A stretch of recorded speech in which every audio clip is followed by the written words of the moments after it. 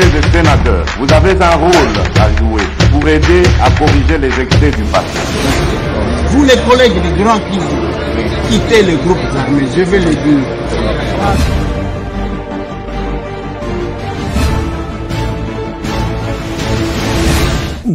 Mbote lisusu bandeko nanga bino bandeko oyangai na pesi bino mbote lisusu pambate tokutani nano saki bino ke tokozwa honorable Doug Kulungu, il est député national aza élu ya Kasongo-Lunda tozali naye na kati ya hémicycle na assemblée nationale tobenga kango hémicycle parce que c'est l'habitude bien que les ana forme ya hémicycle te toza na une assemblée nationale tokosolola sur makambu ya Lumumba, sur Wenge Muzika, sur Kamere et sur voyage à outils effectué na base électorale naï tokobeta masolo et si ka o tobengango masolo na député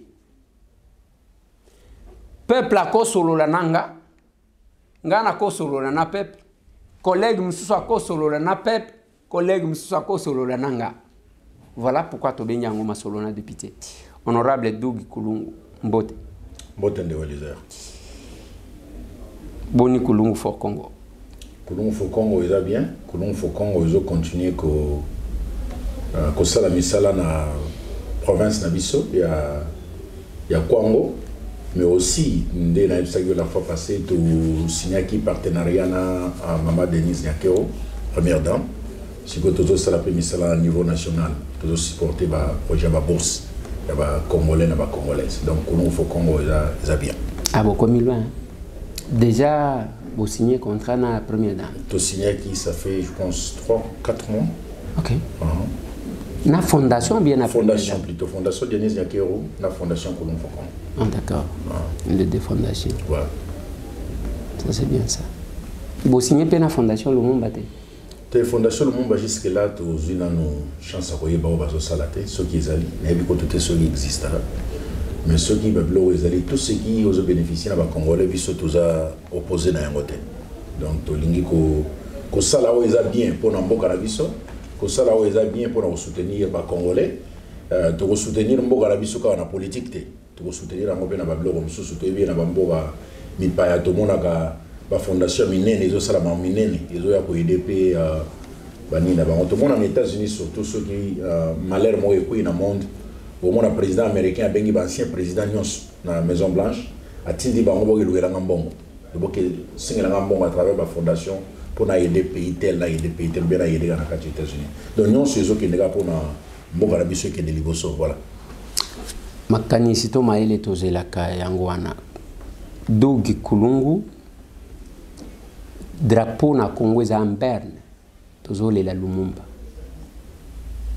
après autant d'années babelze babimisi ligne bayaki batikeli biso masque balobi tozozongisa oza na commentaire nini par rapport à cette action lobby de tokotia ligne ya Lumumba moi j'aimais toujours entre guillemets na mabeli bon Lumumba po yebi po na mboka na biso Lumumba azalaki jeune oyo inspiré qui ba millions à batuka na Congo te mais en Afrique aussi bien que dans le monde nyonso ce que tant histoire au monde le Lumumba azalaki na ba 30 et quelques ti akikufa c'est gazaki na ba génération tozana ngolelo malheureusement peut-être aux hommes que sens oyo ya Lumumba azalaki nango na bane wana na bepok wana na âge na esota yango lelo na Congo est-ce que ba jeune ya âge Lumumba azalaki nango tozana même culture même comportement bon liwana ya kinde toyebi Belgique et ko présenter l'esquisse même na koloba parce na zalaki na palais du peuple jour roi lobaki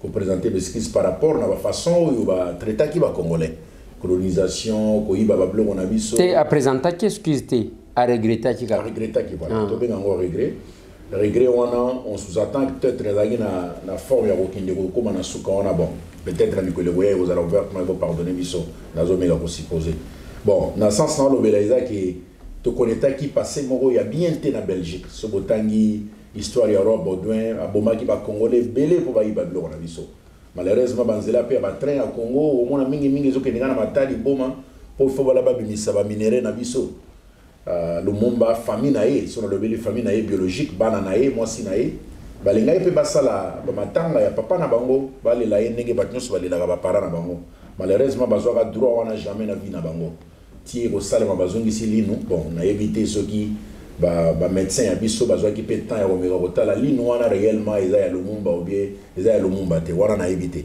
mais to yebiga o ba chaki lobi na zalaki pe sous na parler du peuple na deuil na to les gars qui ko déposer Jean Mafleur na biso na kombo ya province ya Kwango ya kokis na biso na président na biso Patrice Pamba to chaki wana pour to mona kinde ezaka na matanga to éviter ceux qui réellement eza yango ou beza yango te mais to sepeli ko mona ke moto biso to benga héros national ya mboka na biso ba papa ba bunda pour l'indépendance ya mboka na biso quand même tous chance et privilège wana ya kozala na dei na ye lobby na kombo ya ba population tozo représenter donc pour nanga eza privilège voilà eza privilège et le comment ezanga kite tango bokomi kuna tango zomona na matanga wana et le comment ezanga kite bon kozanga en terme ya te tango tali yango to yokaki d'accord est-ce que Dogi Kulungu oza mutu ya grand bandu tango ye boke ko déposer na kombo ya bato Kwango te boke ko déposer gerbe de fleurs na lino entre guillemets ya Lumumba cercueil izamoko mais na grand bandu wana y a un certain Paul Maurice qui a subi les mêmes sorts batala boy to éviter ceux qui va récupérer kaya batala boy au titre azate et aussi en votre qualité de député Mpolo a été élu doublement député provincial député national ayeko siéger awa atikeli mutu na province. Vous ne sentez pas que quelque part là il y a quelque chose qui a manqué? Bon, ou bien attirer bino attention te bolobika que bon ça passe. Bon, on a un programme d'organisation on a des amotés na qui netiko na zo invitation pour représenter province na ngai. Mais na so na mengi kotanga entre balines na koloba ke so ta l'histoire à Congo to lobela ko to mingi Lumumba ki Kasavu bazala président. Lumumba bazala premier ministre mais maki mboka oyo na direction de Zawakende. La jeune mo bazala na ora makasi. Bon, moi, comme premier ministre, je dois comprendre l'île ya yende bakenda nango Belgique et Bozon Sango. Donc peut-être pendant le 30 juin za lobby, na ndenge ba nazomela ko sala analyse. Ba mona ezaki bien ko pesa ye honneur wana. Cela n'explique to préparer ba dai mususu pour na batu mususu bazala ki ba compagnie ya Lumumba. Donc naza opposé na idée wana te. Na iba konjambo ka pe ba kozala opposé na yango te parce que tout ce qui école ya Lumumba eza école ba Tshisekedi et ça école oyo bato ba porta mboka oyo muto za na pouvoir za mwana ya Tshisekedi. Donc moi je pense que ba ozala facha ozala opposé te na ko honorer pe bande ko musona ko pe ba province na bango ba mona bango pe baza honorer et baza inclure na histoire ya mboka na biso. Voilà. Merci beaucoup de Kulungu parce que biso toza un peu réservé na ko sala trop de commentaires parce que Tolanda mundele moko avandika ki montango to bomaka Lumumba na zwa kalinu na ye wana avant kufa lobi na zwa kalinu na ye na ke ko bwaka na mai to ebite soki yango balanda ba ke ko zwa soki zandenge nini. Je vous épargne de ça. Dogi Kulungu lobi les 30 de bakozwa na ebite tokobina to tokokunda lobi tokokinde kokunda Lumumba na bonheur nyonso o azo mérité parce que za moto a payaki makila na ye pona mboka oyo po tozwa indépendance. Il faut comprendre que Lumumba bazali te banyerere na Tanzanie baza batu moko oyo babunda po mboka na biso za valeur et le soki na mboka neti na Russie et ça ba université si pas ba venir na komba Lumumba. Donc Lumumba c'est pas n'importe qui. Azos la reconnu na monde bien que basala qui est kama robomaye parce que to yebi que na sima na ngweza là il fallait exploiter Congo. Ce que tali Lumumba histoire Lumumba ngana zala inspiré na bloc politique mingi na musée Laurent Désiré Kabila. Naza mona muke na école primaire ou secondaire naza olanda mingi bolingo na ye pour na Congo. Donc le musée a pesanga amour ya Congo. Pour ça le Congo mingi ndenge ni faut bolinga Congo, ndenge ni faut bosala boye. Omoni musée azalaki lumumbiste. Moi, je lui ai rencontré la veuve et Patrice Emery Lumumba, maman Pauline Lumumba, que son âme repose en paix. Et à l'Obananga, que de toutes ces personnes qui utilisent le nom de Lumumba, il n'y a que M. Laurent Désiré Kabila, qui a reconnu la famille et qui a fait quelque chose. Ça, c'est clair. Même Oyo Uchi Koloba, il y a la famille Kasavu. moi je sais. Il y a sa fille, Marie-Rose Kassavoubou, qui a fait que le nom de son père, Baye Bayango, le 4 janvier, ils ont Mukolo, ya Bango, ya Kassavoubou. Mais Balobakate, tellement que tout un système, ya Olali, Balalio. Donc, cette maman-là s'est battue devant. Mais bande konaye bamuso babengi banganga. Allez boto bolemi sur la photo. Bazo salabanine, il fallait bloquer. Ça arrive. Mais maintenant ici, ngai nazo tuna une question. Lobby douge kulungu honorable. Toko kunda to toko bina parce que lobby to lobby to kende ko kunda lumumba. Lobby c'est la réconciliation, il y a Wenge. Il y a je trouve qu'il y a 2 événements prévus. Événement dans le stade des martyrs, ce qui est bon, après autant d'années, il fallait que bateau, pesa bateau goût, il y a musique moko boye, va se réconcilier au lieu à kotika la diviser. De l'autre côté, c'est Lumumba. Nde nazo tuna toko kunda to toko bina lobi. Kotika na sisa répondre, ote na répondre yo.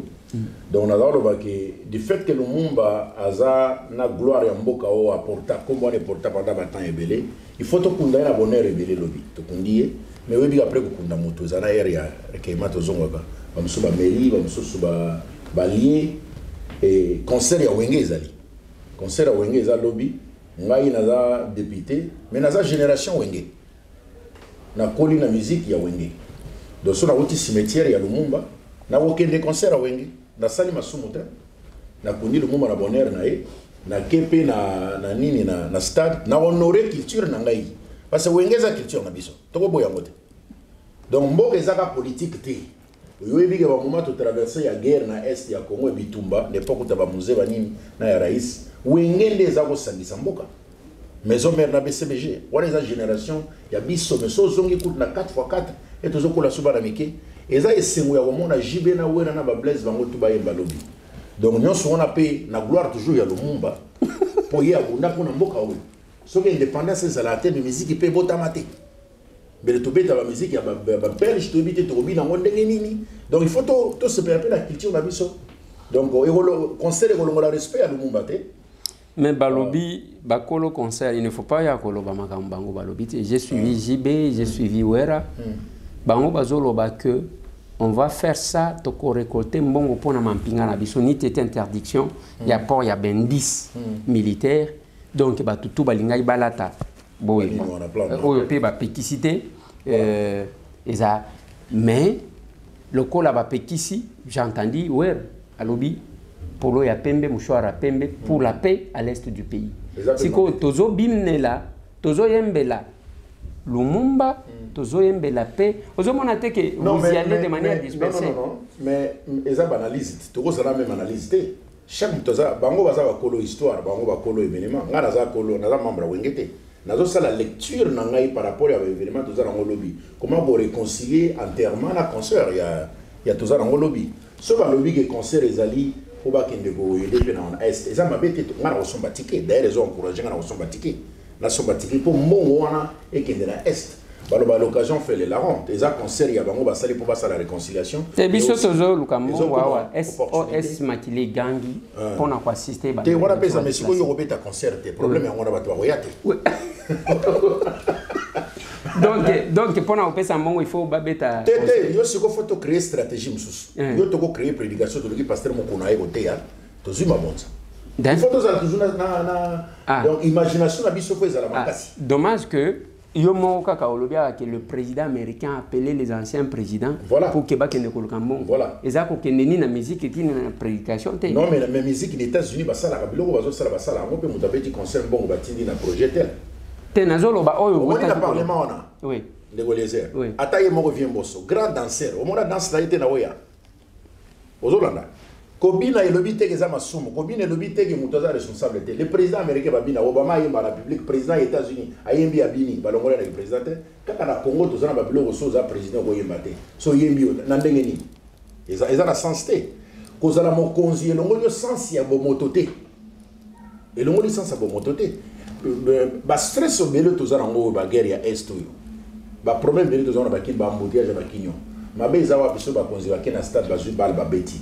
batoki baseki malesina ou be ba concert wana ba bineleki non ils a problème te mobuto tokufa pona Congo musée a salango yo yebi yango ba musicien tout ba yemba pona mboka na biso donc il faut toyeba ko utiliser musique na biso tala conseil avec na Christian Lusakweno alobi te ezaka te président de la République ou bien caméra comme premier ministre mais yo Lusakweno na ba réseaux sociaux n'est-ce pas beaucoup de message à soutien nani donc mututu azana boulot il faut ça dans la société tous on a beaucoup de civisme pour mboka na biso ke de liboso ezaka boulot qui sécurité pour Congo bonga ezaka boulot ya mututu ce qui yo olamba bananda kuna o sopi mai na veni vraiment ce Congo zo bonga te ezaka sécurité non yo zo bonga Congo na sopi mai na veni ozana pince nanda kuna yo ce que fasho que kati kura snel wana sécurité mdozo katango non tu sécurité ko sala nyonso yemo côté donc tout Congolais partout aux ali chacun a sa responsabilité. Tokoz de la tega que non, il faut se gagner botala ni boulot fatia zanango. Oui, stress qui se gagne zanango. Mais le roi congolais joue se gagne combien car na yo on a 3 pinés, tricycle côté ya kanchech. Ba le comme ça un problème. Or on met un problème comment? Tu se gagne à être humain. Azana droit na vie. Azana droit ya robina. Azana droit à sauter. Yo ko privé en mode pas ça comme président. Ezana sans temps. Donc son ani logique wana ezala kaka na Congo. Moi je te dis aux États-Unis, Obama président d'Amérique a eu micro ayembi na public, azo bina er nyos pas azo crier, azo se faire George Bush. Ayaka na Tanzanie bina musique Afrique. Oyo ba moteur critique. Ya président wala pas kana Congo to lingi sérieux trop. Honorable Doug. Donc blog wana photo ti on le concert ezana stade de Martin ngama wana na kati ya stade. Honorable Doug. Donc bataba mundu nyonso, batoka sai nyonso ngana za 25% côté na ya yebi yango. Congo biso tout au contre stade lobby pour te soutenir est ya Congo. Honorable Doug. Tozolo belate que chef abina abinate. Tozolo belate que chef abeta bala beta balte. Tozolo belate chef ayemba yembate. Est-ce que au côté koyebisa biso à quel moment le président peut chanter? À quel moment le président peut danser? Est-ce que quand le pays est agressé, on peut tout se permettre? Parce que, c'est la question que je pose. Au Godiko Sanga que, voilà les États-Unis menacés d'attentats. Obama a eu micro à Bandi Koyem. Mais Obama a eu les États-Unis. Moi, j'étais posé aux États-Unis. Baza en Afghanistan, Baza en Irak. Oh. Wana Baza. Mais Wana. Il a lobby attentat aux États-Unis. Ceux qui attentat, ils ont mis Wana. Attentat, on se attend qu'ils aient le moment de Voilà. Honorable Doug Kulungu, je pense que ce n'est pas ça le débat. Bon. Je posais la question.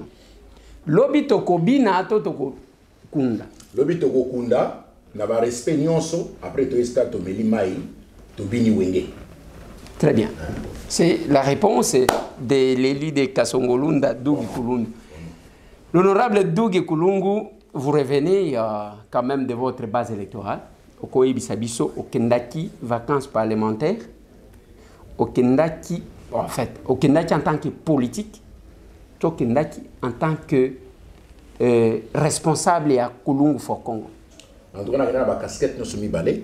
Ok. Moi, ils ont sauté. Ils ont tous papa nanda, ils ont enseigné en école primaire, donc ils changent jamais. Na Kendaki, la population, on a été lié à Kasongolunda.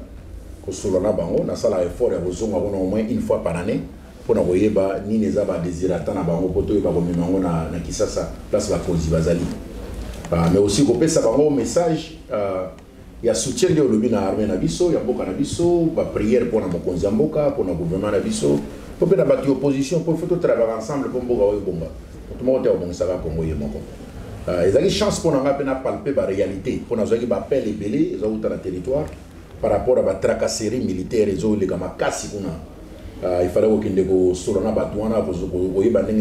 aborder la situation par rapport à la armée, mais aussi la population que le président Zana Bango, Tozana Bango, dans le sens que Baza Baza isolé, et que pas si la Bango, pas si la biso. À part Wana, il y a une chance pour nous de la misala il y a fondation de Olobi Kulungu for Congo yo yebike na banda misala wa avant comme politicien yo zo en États-Unis nazo yambayo nazalaka politicien te nazali moto nazali na vision pour na Congo tout ça les amboka na biso d'ailleurs yo zaro l'émission de sala en 2016 sur la bosanité ozo tunanga sur nazala ambition politique na biete nazala kuna te ngana lingi na sala amboka na ngai mais to ko ki ma destin te to ko kutana nango et ça ligue et raison qui nous sala ba misala na ngai ya fondation kala na zao sala kana mboka papa na ngai parce que na créé ka fondation na ngai par rapport à histoire ya vie ya papa na ngai yango mona benga ngo kulungu for Congo par rapport ya kombo ya papa siko concentration na ngai ezalaki na mboka ya papa Kingwangala mais on a commis député nazo représenter ka so Kingwangala te eza territoire ya Songolunda eza deuxième plus grand territoire ya mboka plus de 2 millions de population nazo représenter province ya Kwango Grand Bandundu depuis Congo nyonso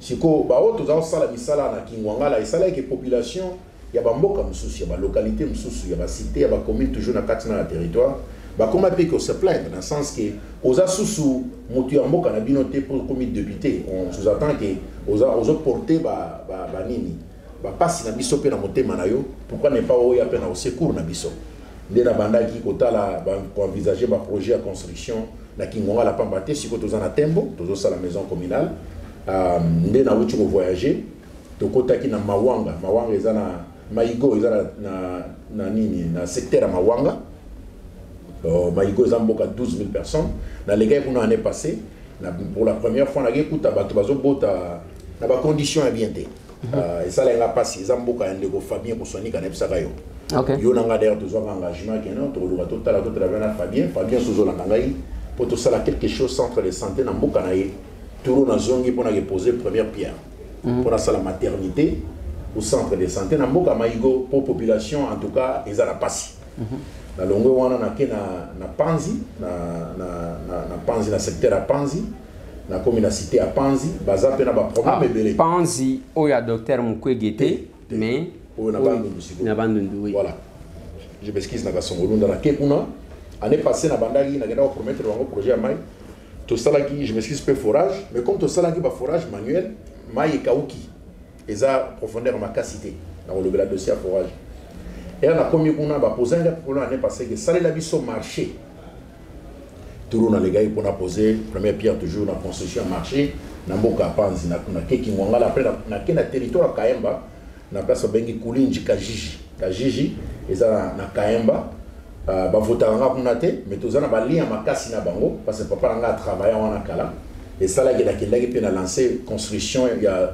salle polyvalente na kombo papa pour na honorer bon à part on a vérifié mais ça nga école toujours tonga ba forage ba bloc nyonso ndé wana ndé sali na yeko zonga ndé au mona ba image nzela to souffrir na zaki accompagner na ba partenaire na mi balé ba américain o ba moni passe ya makasi ndé au mona ba image nzela ezate to kemi na mituka ya sika mezo kokaze luté zo kanga ba lancre donc nzela eza bien te siko na lo ba so nga na yeka pour une fois na année moko na zo mona passe ya boy mais maintenant ba population efanda koto ba vivre en ndenge ni yango monike projet à 100 jours jusque là biso na kwa ngotozwa ki yango te nzela mo na no ezate tozo singa ba konzi ya mboka bakanisa pe kwango surtout na dossier nzela wana kwango tozana nzela moko te kaka prince lega na kenge po ekende kikwiti nde leki kala katikati bo esili ekota place moko te na yebi ke kala mingi te président a visité Grand Bandundu soué na biso non mais na intervention ancien directeur de cabinet à chef de l'État Vital Kamerhe a dit que toutes les provinces se sont retrouvées dans le programme à 100 jours. Bon, peut-être que vous avez lapsus sur la Bossani Mouké, Bisso n'a pas jusque-là, bon, peut-être que vous Bossani, mais en tout cas, on a surtout Manzela, ils ont noté, mais il y a 145 territoires, un projet qui est mécanisé, qui va être à la ligne à côté de la Bisso. Il y a dit que côté pouvoir à la minité, tous autres continuent à faire bénéfice, il y a doute. Ah oui, non, malembe, bonne volonté, ils allaient pour côté de la Bisso, parce que la population, ils ont 50 zéla, ils ont 50 maïs, ils ont 50 écoles, et l'autre, ils ont été.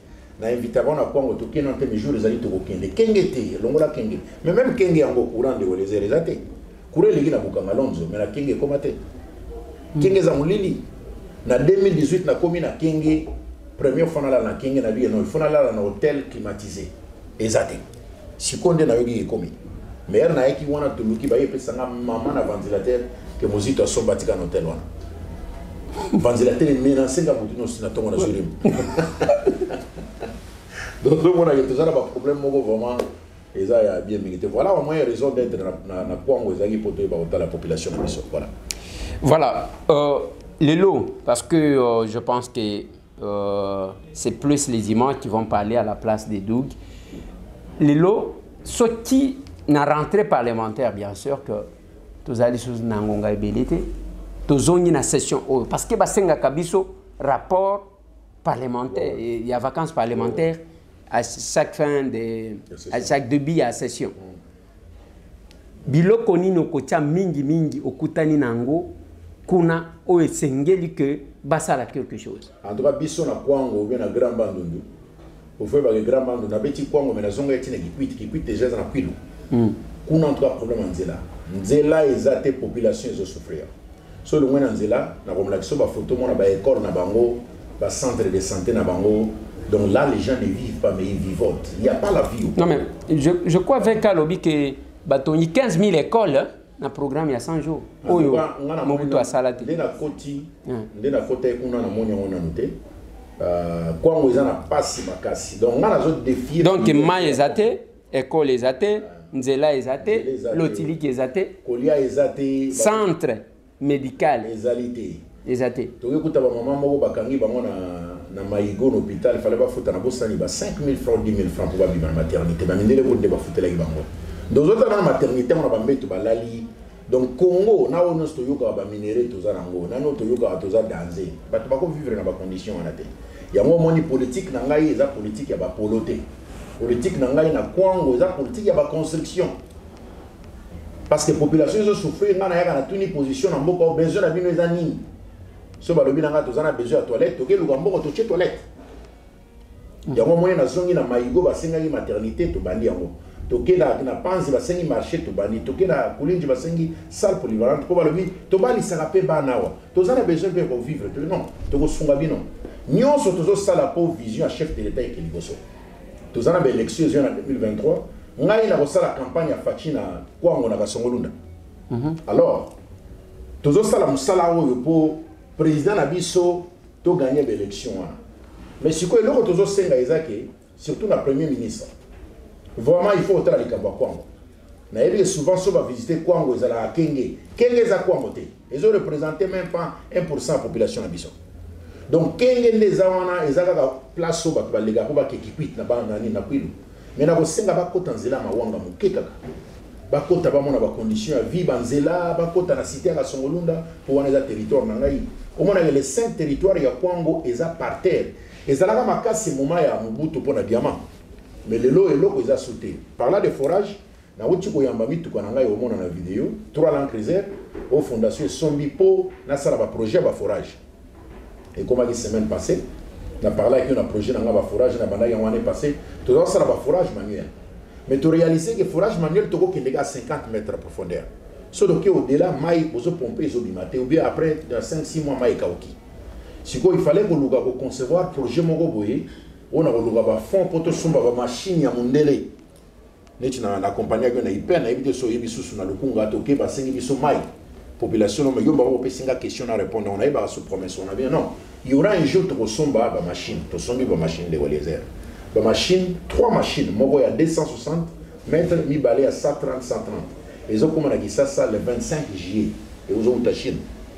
Land Cruiser est en Allemagne et comme déjà, ils ont un siège de fondation en Binza. L'image baroya baromo bazoro image bachiango. Land Cruiser wana eza sika 00 km. Pour na linga ya tous zo banda siko ko tambo na bamboka, tous ala sura ba prétexte.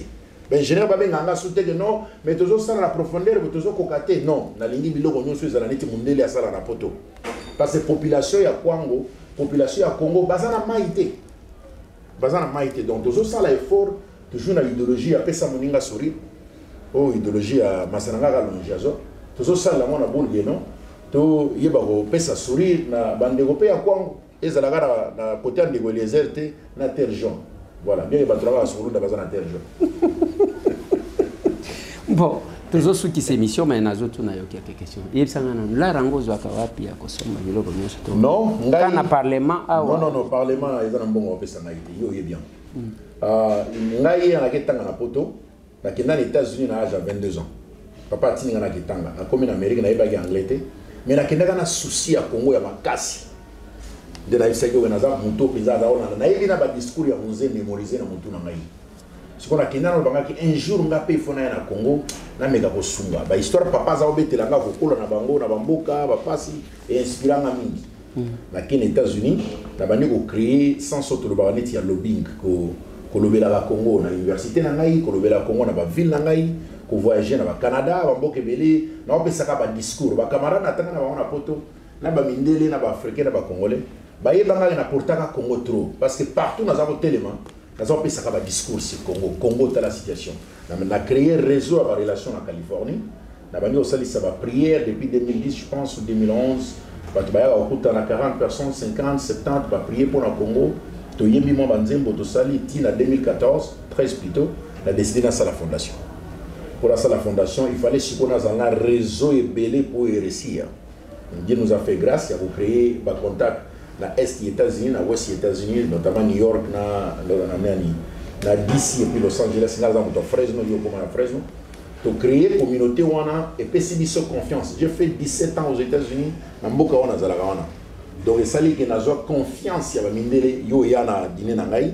En 2017, vous avez 525 Américains. Bayaka jour wana en 2017, au mona ki des jets et utaki film susu pour y aussi porter na jour wana. Baona baza ba ami na ngai ba camarade ba porta Congo ba yeba Congo à travers ngai. Donc ceux qui na sali na ke recherche ba fond par rapport à la fondation na ngai na lancera toujours vision na ngai. Moi je rêve grand. Na linga ko rêver mukete. Na rêve grand parce que na za na foi que nous ce salema nzambe mutasala bango. Et ceux qui na sala ba projet amike nzamba ko bénir nga minité.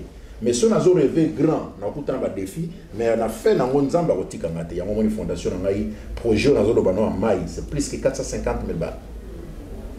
Obtenu auprès de partenaires dans le cadre de Congo. Ils ont financement à 450 000 $. Total, pour faire ça, ils ont donc, ils ont un projet à grande envergure. Ils ont un gouvernement congolais qui a ceux qui ont un financement, on a tous un donc, ils ont un sacrifice au fondation pour grand bandundu pour faire continuer aux béton. Oh, mais bon, d'abord, je dirais, nous sommes tellement affectés parce qu'on devrait se rendre à Kibunda. Moi, je suis de Kasongolunda, dans le Congo, bien sûr. Et Kibunda, c'est chez mon père, voilà. Donc, je pensais visiter la population depuis les élections de 2018. On n'a pas encore eu la chance d'aller passer un temps avec eux. Nous avons besoin que la concorde règne entre nous et la population. Parce qu'on voulait aussi faire passer le message du chef de l'État. Nous aimerions que notre population soit au courant de tout ce qui se fait à Kinshasa, son amour et l'expérience dont il dispose pour notre pays. Vous réalisez qu'il y a un problème de route sérieux ici, qu'on ne peut même pas avancer. Donc, mais là, on doit rentrer à Kingwangala, parce qu'on ne peut pas continuer. Le Congo a besoin d'un nouveau leadership. Nous avons besoin de politiciens compétents, c'est-à-dire des gens qui disposent d'une base de connaissances intellectuelles et d'une expérience avérée qui peuvent, n'est-ce pas, gérer les choses de l'État. Voilà l'État où se trouve notre province. Il n'y a même pas de route, on ne peut même pas circuler. Je me pose la question à propos de cette population qui habite les contrées, comment ils vivent, parce qu'ils sont en train de vivoter. Il n'y a rien qui se passe ici. Voilà un peu ce qu'on pouvait lancer comme message pour interpeller notre gouvernement national, mais aussi bien que le gouvernement provincial qui devrait, n'est-ce pas, s'occuper de cette histoire de route. Merci. Non, mais nous supportons ça. Vous savez, au Congo, il n'y a aucune route. Il n'y a aucune route au Congo. Nous avons appris, bientôt le chef de l'État aura la chance de visiter notre province, les Grands Bandundu et le Congo en particulier, c'est chez nous. Mais vous vous rendez compte que s'il n'y a pas de route, comment est-ce que le chef de l'État aura la chance de visiter sa population? Le président est tellement aimé dans le Congo. Vous réalisez qu'il est fort chez nous ici dans les Kasongolunda. Nous aimerions qu'il vienne même à la cité de Kasongolunda, qu'il visite nos territoires, nos secteurs, que la population, cette population sinistrée ait aussi la chance de voir le président de la République. Vous savez, le chef est tellement aimé par sa population et lui aussi aimerait passer son temps avec cette population et voir comment il pouvait aussi les inspirer. Nous avons une population qui a connu beaucoup de problèmes dans le passé. Nous avons maintenant un chef de l'État qui vient inspirer la population comme un leader qui inspire, un leader qui commande, qui engage cette population pour que nous puissions travailler ensemble comme un peuple mûr, une population forte pour l'avenir de notre pays, la RDC. Sikasatoka nakambangwini tasangia mwana chekwinda tona unohitwenda taheta unohishasa mwikani mwemwene Werason. Les hommages à Papa Pascal Sissola Koulungu de la part de votre fils le représentant valable, honorable. Bote Chaka Lucas. Aurus Munga, journaliste. Bana Kindwangala, Bana Kasongolunda. Chabani directeur. Top 5 les petits jeux. Bana Kaimba, Bana Kafu. Antonio top 5. Bana Saurimbo. Santo Jainda. Mama Leli. Aiki Katanda. Bote Tosta les grands coachs. Venudia Mouchokwe. Papa Soin. Akela Yaban. Vlamine Kumeneka Mwene honorable député wa Yetwen. Dube Kulungu. Tambwe wa Kunji. Itukiala. Bana Chikasa. Hey. Baleki na baleki. Ayaya. Bambuta na bambuta. Papa na mama. Edonya sana ni mananje. Mwesemwe. Asilanga kweni. Kulungu yaya. Shirini maninga. Mwesemwe. Asilanga kweni. Kulungu yaya. Uchirini maninga. Mwesemwe. Asilanga kweni. Fani Muyamba. Kulungu yaya. Uchirini maninga. Mama katika Riata. Papa Claude Moïse Kamina. Ije Chimbi Tambla Mojo. Mwesemwe. Makulungu. Otikatala. Uchirini maninga. Mwesemwe. Asilanga kweni. Kulungu yaya. Uchirini maninga. Top 5 les petits jeux. Papa Katumbuka. Antonio Afande.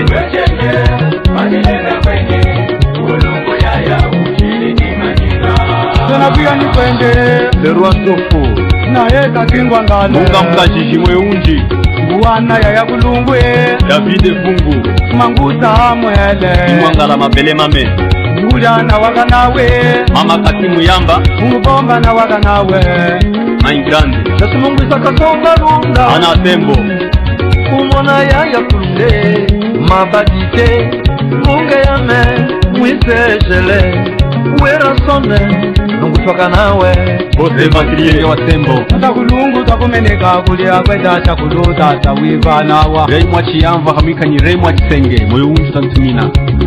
Alex Fumus. Hymne national. Richard Mangendmas. Justine Yanga. Bote Landry Mulowela. Hamikani. Bote Serge Mtumwene. Aton Tumte Bachela Mwina. Yema Mukwataki. Jeff Kiampu. Bote Ukito Pandashala.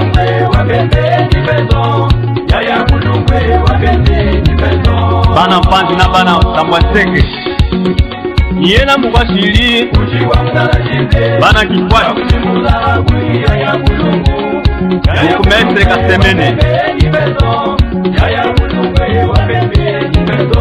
Boss Benku Munene kutoka Fungu. Honorable Kulungu. Yaya Kulungu. Yaya Kulungu lunga mungolwe. Yaya Kulungu. Yaya Kulungu. Yaya Kulungu. Yewa. Zeka Chachowa. Yaya Kulungu. Yewa. Yaya Kulungu. Yaya Kulungu. Yaya Kulungu lunga mungolwe. Yaya Kulungu. Yaya Kulungu. Yaya Kulungu. Yewa. Yaya Kulungu. Yewa. Yaya Kulungu. Yaya Kulungu. Yaya Kulungu lunga mungolwe. Yaya Kulungu. Yaya Kulungu. Yaya Kulungu. Yewa. Yaya Kulungu. Yewa. Yaya José Chapuye. José ku France. Twalitaka na Nyinzumba. Hanga katukula ngakuta msonene zeka chachowa unakambamba. Wote hetu wale tamo. Reda Costa Blamba wale ale. Wote witu wale tamo. Yebambuto ye yani. Katekwa talatala. Mama Francine Fungalisa. Katekwa talatala.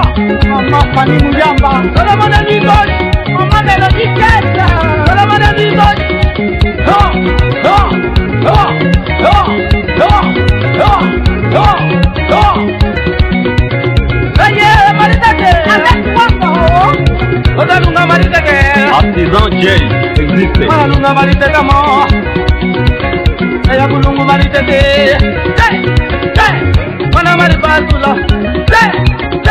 Kulunga maritete. Oh maribazule. Maribazula. Ingénieur Jérémy. Maribazule.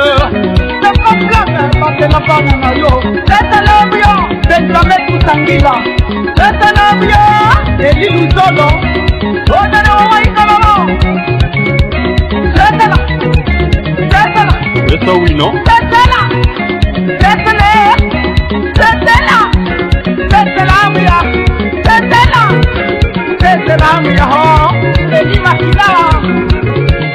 Imena bakuhanjiga mankole kwami. Mwana, asali mtoto. Mwana, osana mtoto wapa kwe. Ondala kumwana. Isameni sana. Kumwana, kapani kabo. Wewe uje. Ondawina kumwana. Matikani ichigasho. Kumwana. Mwana mando. Obama. Wasoleyayo. Kashuwe. Akubulia nungena. Boza. Leta wanda. Matibawu. Leta wanda. Mike Katanda. Leta wanda. Yaya Pele Mubi. Nata kabema. Kama. Ire Kulungu. Kama. Ebange ya jeshi haleyo. Obayi na mwene tuwangana. Obayi. Juliana Kulungu. Ndia kutaka. Salama tafuta kubwa. Wapaswa ndia kutaka. Majaje kukanishitaka. Ndia kutaka. Leta kutenga watu. Beline Kulungu. Leta kutenga watu. Kutenga kutukana. Hewa. Yaya no rape tuke Kulungu moyo. Mama Mado Kulungu. Nabaunge. Napate kuliki sote masiki. Ona bata kenye. Nine Kulungu. Ona baunge. Sote. Sekashatwakana kambangweni tasangia tamwana chekwenda sona uno hitwenda taheta uno mshasa mwikani mwemwene Werason. Les hommages à Papa Pascal Kissola Kulungu de la part de votre fils, le représentant valable, honorable Vote Chapa Lucas. Auri Kulunga, journaliste. Bana Tunga Bana Kasongolunda. Chapani directeur. Top 5 les petits jeux. Bana Kaimba, Bana Kankou. Antonio top 5. Bana Taurimu. Pato Jainda.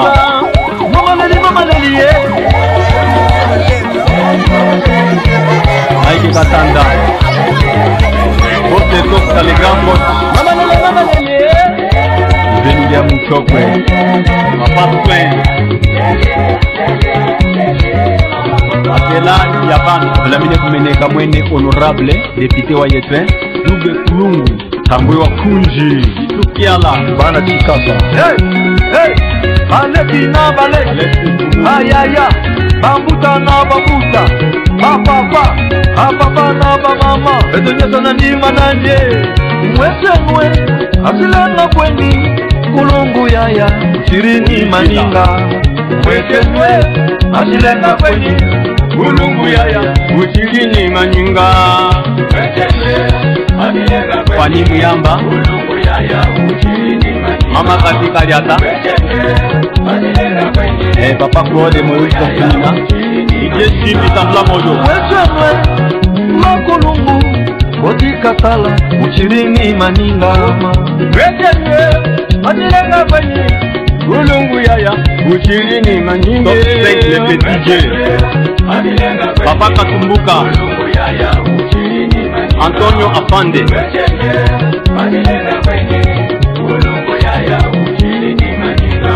Tunakuya ni kwende Le roi Sofo. na yeka kingwa ngalo Munga mkajiji mweunji. Wana ya Kulungwe David Fungu. Manguta mwele Mwangala mabele mame. Nguja na waka nawe Mama Katimu Yamba. Mungubomba na waka nawe Main grande. Yesu Mungu isakasonga runda. Ana Tembo. Umona yaya Kulunde. Mabadite. Munga yame. Mwisejele. Wera sone. Nungu toka nawe.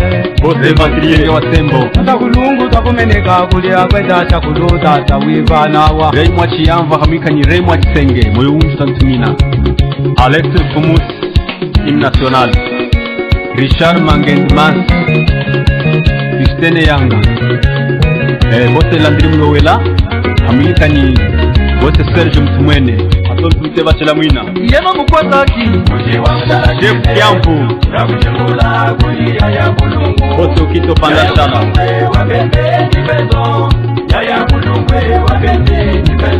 Bana Mpanzi na Bana Samwasenge Yena Mugashiri Bana Kikwati Mukumese Kasemene Boss Bentu Munene kutoka Puvu Honorable Kulungu Yaya Kulungu Lunga Mungolwe Yaya Kulungu Yaya Kulungu Yewa Zeka Shachowa Yaya Kulungu Yewa Yaya Kulungu Lunga Mungolwe Yaya Kulungu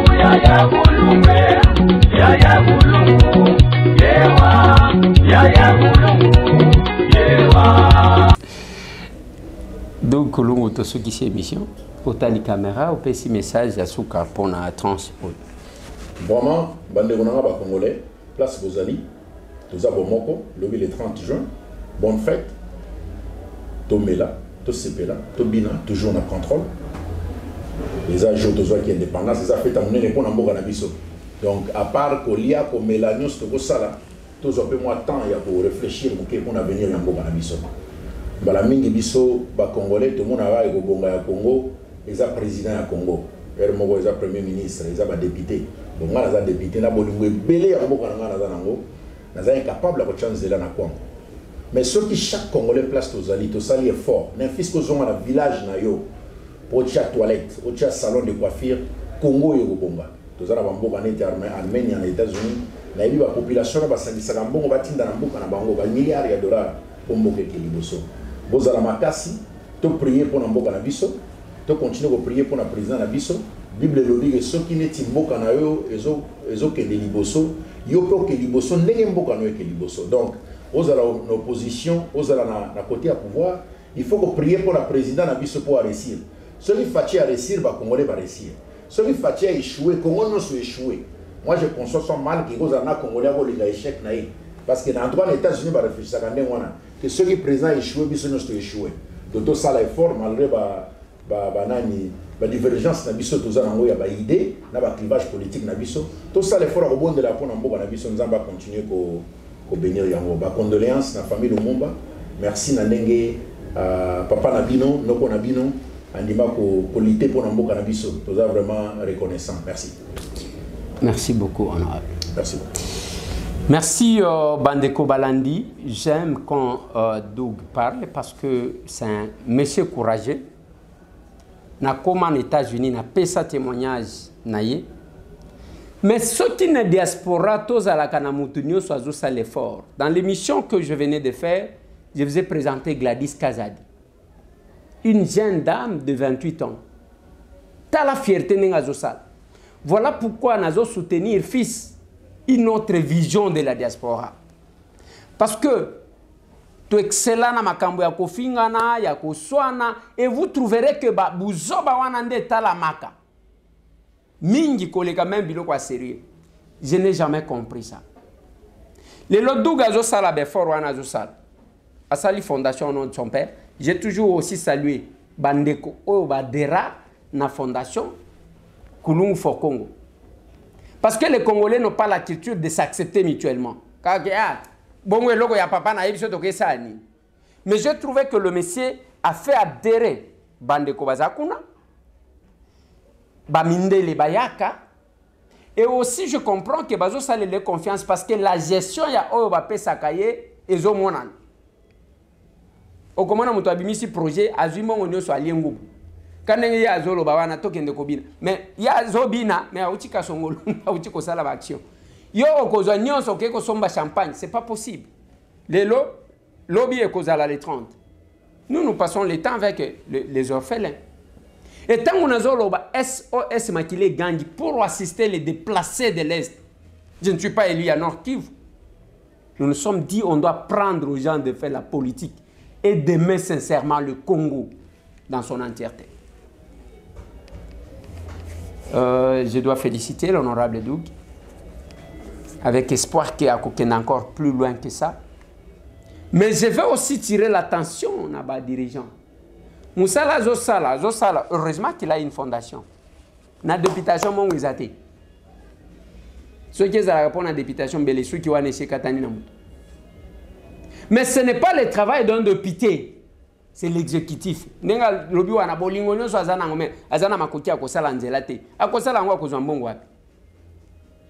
Ce n'est pas que Mongo biso tozo votaka budget bino bozo yibaka pour que bino to bandaka ko compléter na place na bino zelagata. Voilà pourquoi on a fait sauter un ministre. Et changer nini, et changer quelque chose. Plus de 143 998 311 332 Masolona député. Toko solo la les sous-solobi. Tomana.